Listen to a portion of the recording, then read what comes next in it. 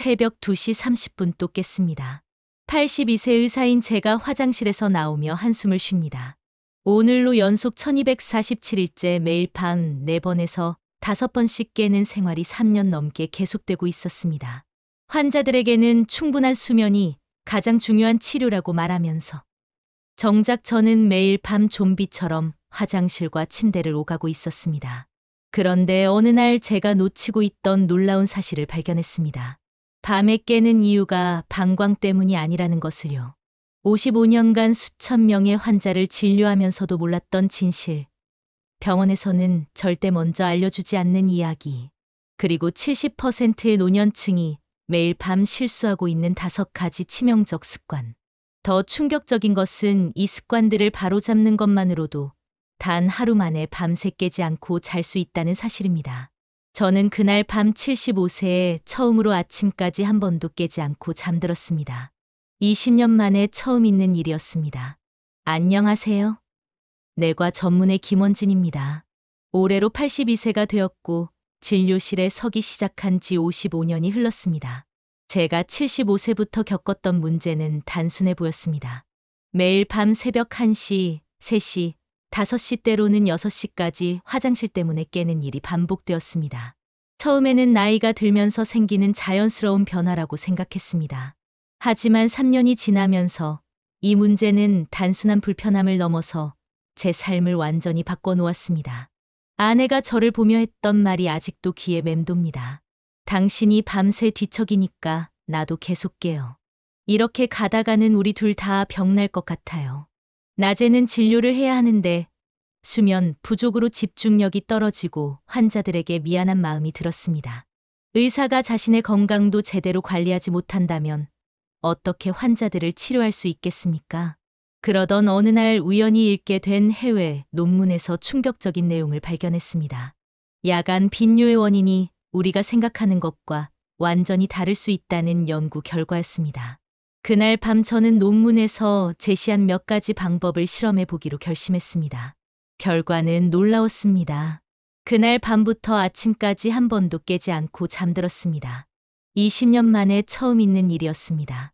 오늘 전해드릴 이야기는 밤중 소변 문제를 생활 습관으로 해결하는 5가지 방법입니다. 이 방법들은 제가 55년간 진료하면서 수천 명의 환자들과 제 자신의 경험을 통해 검증된 것들입니다. 끝까지 들으셔야 제대로 이해하고 실천하실 수 있습니다. 첫 번째 방법은 저녁 6시 이후 수분 섭취를 제한하는 것입니다. 많은 분들이 이 방법을 들으면 너무 당연하다고 생각하실 텐데 실제로는 대부분의 사람들이 제대로 실천하지 못하고 있습니다. 76세 한명순 할머니의 사례를 말씀드리겠습니다. 할머니는 매일 밤 7번씩 화장실에 가셨습니다. 그로 인해 낮에는 늘 피곤하시고 기력이 없으셨죠. 특히 아침에 일어나서 집안일을 하는 것조차 힘들어 하셨습니다. 할머니의 하루 일과를 자세히 들어보니 저녁 8시 식사 때 미역국을 2그릇이나 드시고 저녁 10시쯤에는 몸에 좋다며 대추를 1컵, 자기 전에는 수분이 많은 토마토를 드시는 습관이 있었습니다. 그뿐만 아니라 밤에 목이 마르면 물컵을 머리맡에 두고 자주 드셨다고 하더군요. 할머니께 말씀드렸습니다. 내일 한 번만 저녁 6시 이후에는 물을 가급적 마시지 마세요. 정 갈증이 나면 입을 헹구는 정도만 하시고요. 처음에는 의사 선생님, 그럼 너무 목이 마를 것 같은데요. 특히 여름에는 어떻게 참나요라고 걱정하셨습니다.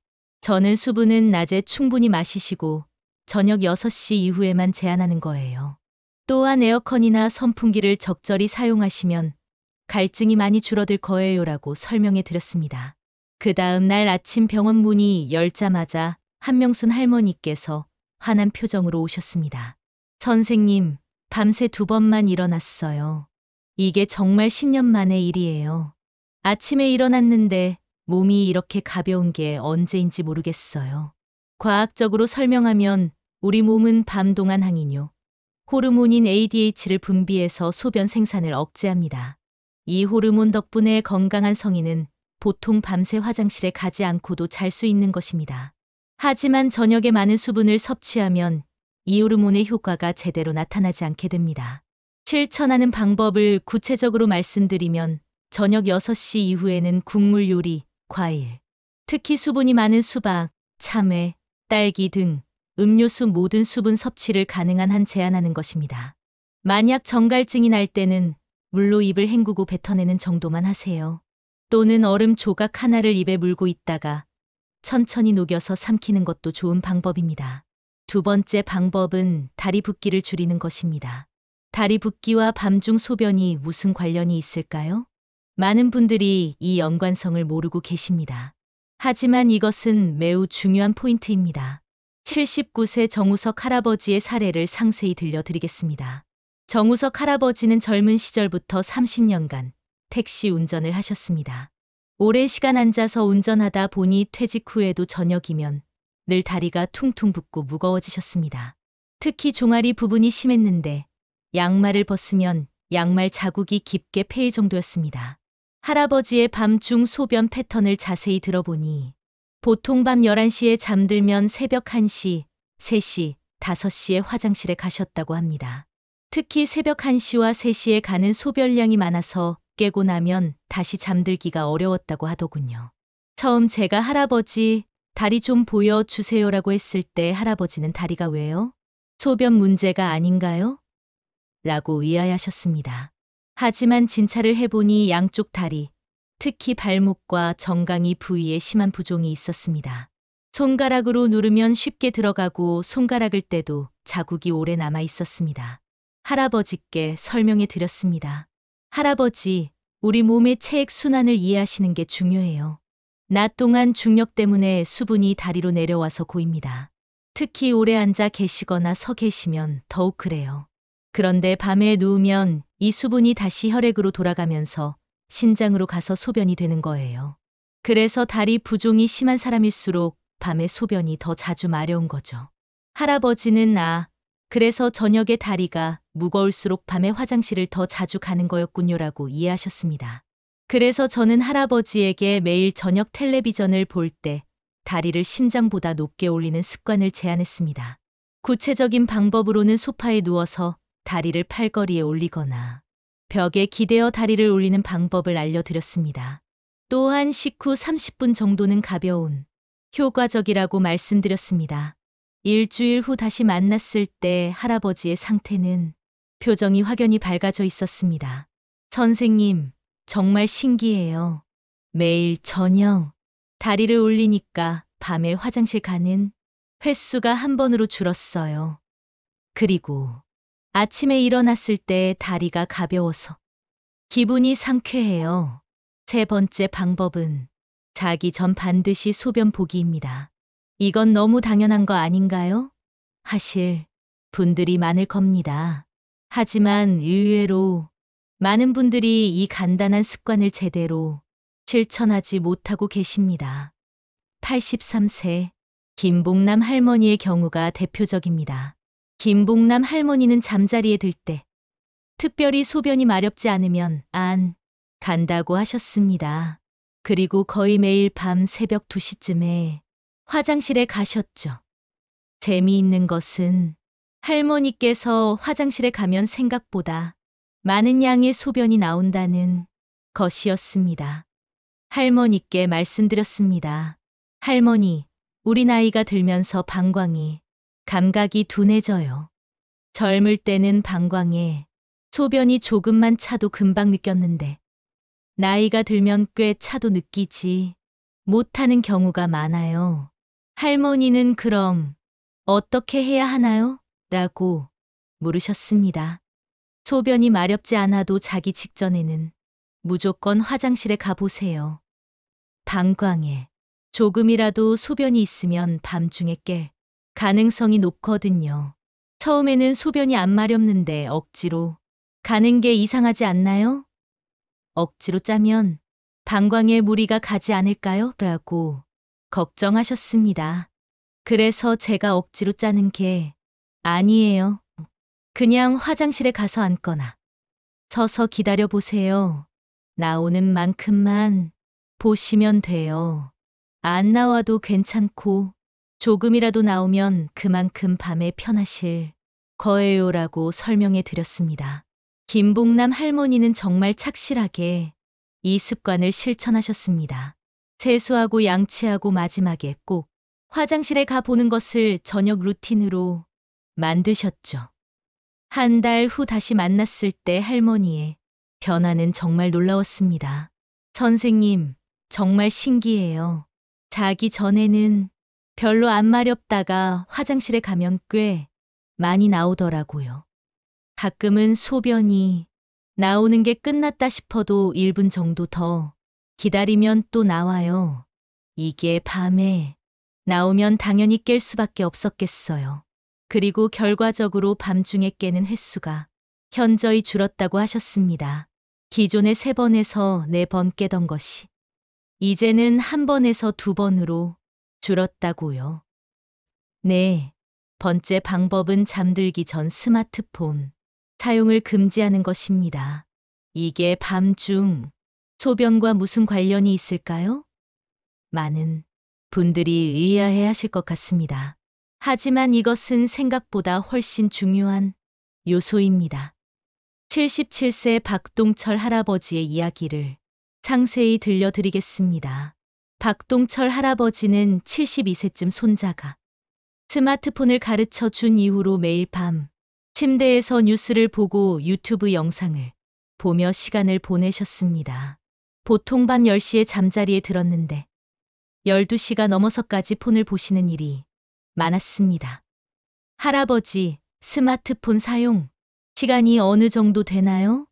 라고 물었을 때 자려고 누워서 30분 정도 본다고 하셨습니다. 하지만 자세히 들어보니 실제로는 1시간에서 2시간이 되는 경우가 많았습니다. 할아버지께 설명해 드렸습니다. 할아버지, 스마트폰에서 나오는 블루라이트가 우리 몸에 영향을 줍니다. 특히 밤에 보면 멜라토닌이라는 호르몬 분비를 억제합니다. 멜라토닌이 줄어들면 수면의 질이 떨어지고 동시에 항이뇨 호르몬 분비도 영향을 받아서 밤에 소변이 더 자주 마려워질 수 있습니다. 할아버지, 그런 연관성이 있었나요? 전혀 몰랐어요라고 놀라셨습니다. 네, 그뿐만 아니라 자극적인 뉴스나 영상들이 스트레스 호르몬을 분비시켜서 전반적인 신체 기능에도 영향을 줍니다. 특히 깊은 수면에 들어가기 어려워져서 조금만 자극이 있어도 쉽게 깨게 됩니다. 할아버지, 그럼 밤에 뭘 하면서 지내나요?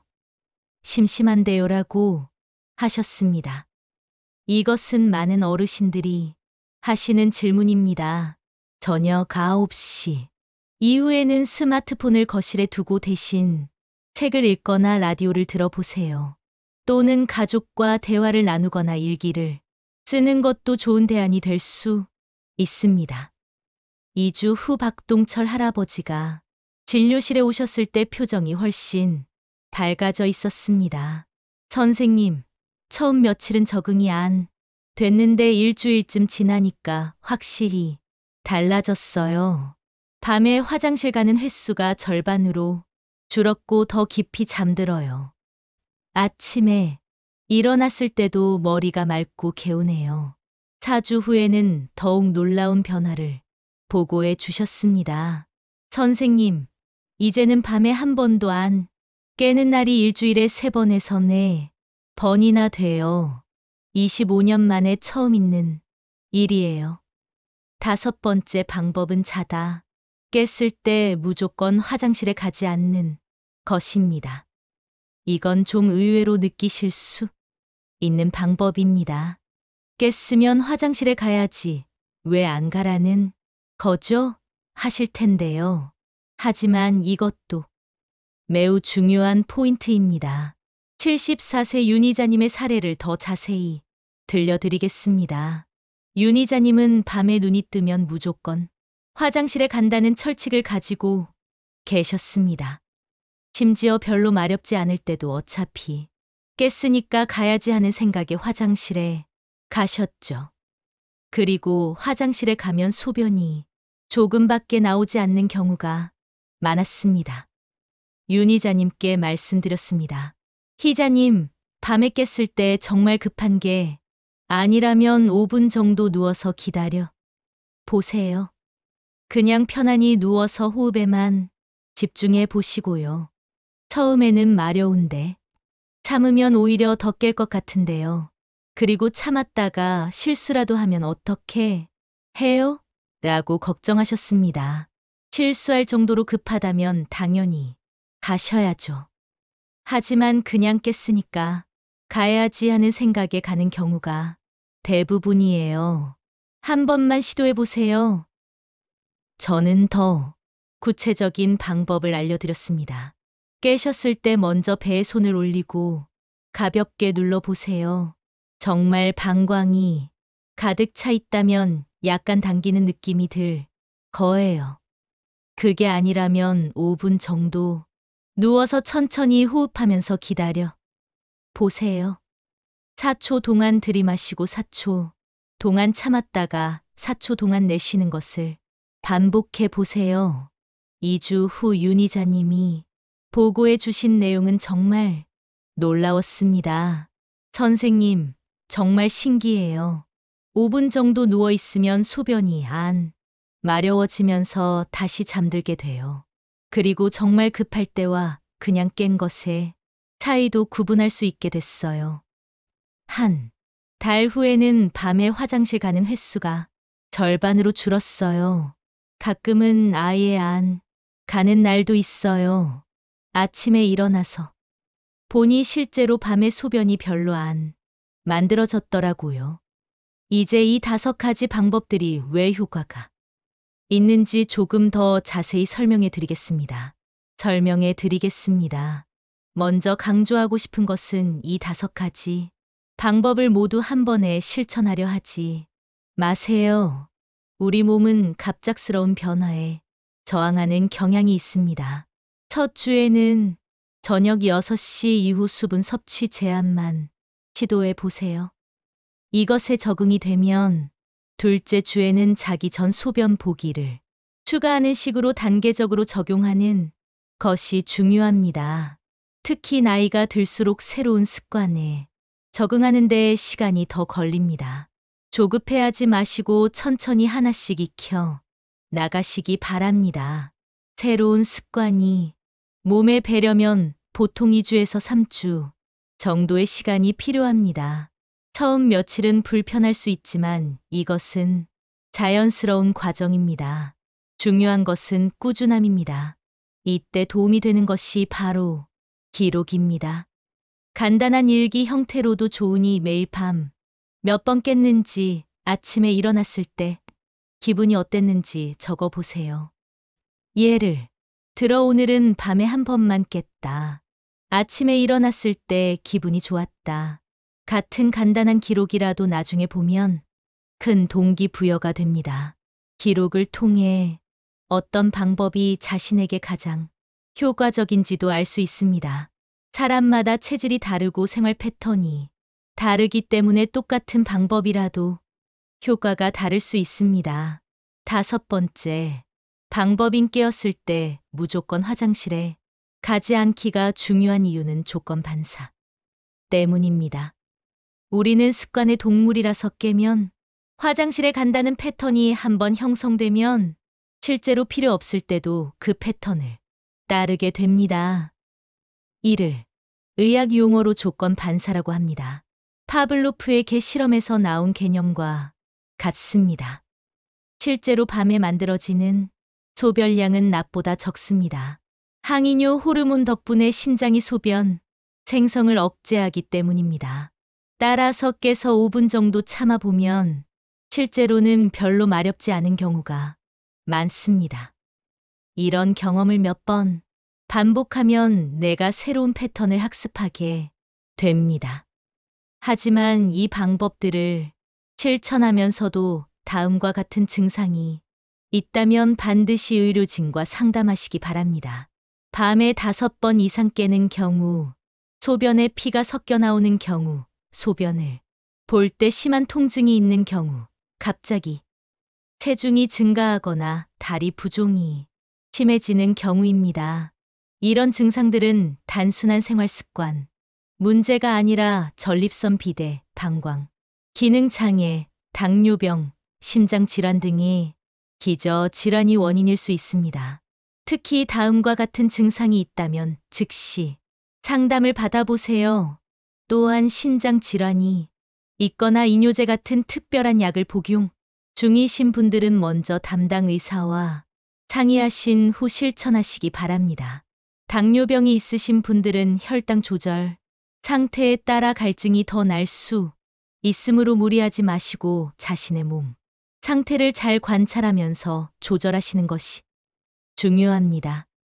여러분, 오늘 제가 소개해드린 5가지 방법 어떻게 들으셨나요?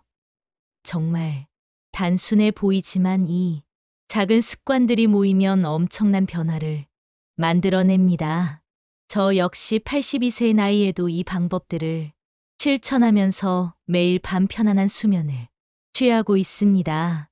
제가 몇 해 전 이 방법들을 실천하기 전을 생각해 보면 정말 암담했습니다.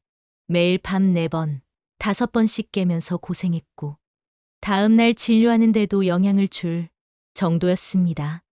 환자들에게는 좋은 조언을 해주면서 정작 저는 해결하지 못하고 있었던 것이 부끄러웠죠. 하지만 이 방법들을 하나씩 실천하면서 생활의 질이 완전히 달라졌습니다. 무엇보다 아침에 일어났을 때 개운함이 다릅니다. 이 기분을 여러분도 느끼셨으면 좋겠습니다. 여러분에게 드리고 싶은 조언은 이 5가지 방법을 모두 한 번에 실천하려고 하지 마세요.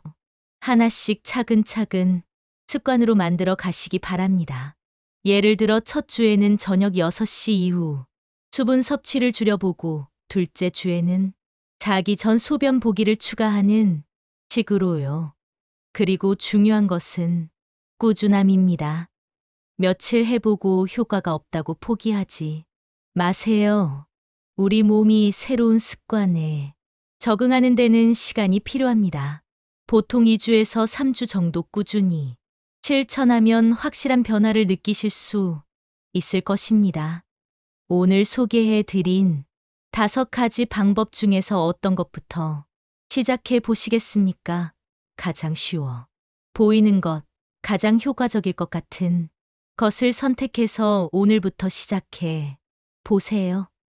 단 하루만이라도 실천해 보시면 분명히 변화를 느끼실 수 있을 겁니다. 혹시 여러분도 밤중 소변 문제로 고생해 보신 경험이 있으신가요? 오늘 소개해 드린 방법들 중에서 특별히 효과를 보신 것이 있나요? 댓글로 공유해 주세요. 다른 시청자분들에게도 큰 도움이 될 것입니다. 여러분의 건강하고 편안한 밤을 진심으로 응원합니다. 55년간 진료하면서 수많은 환자들의 회복을 지켜본 의사로서 여러분도 반드시 이 문제를 극복하실 수 있다고 확신합니다.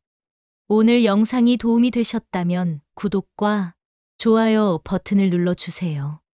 그리고 주변에 이런 문제로 고민하시는 분들이 계시다면 이 영상을 공유해 주시면 정말 감사하겠습니다. 앞으로도 여러분의 건강을 위한 이야기를 꾸준히 전해드리겠습니다. 감사합니다.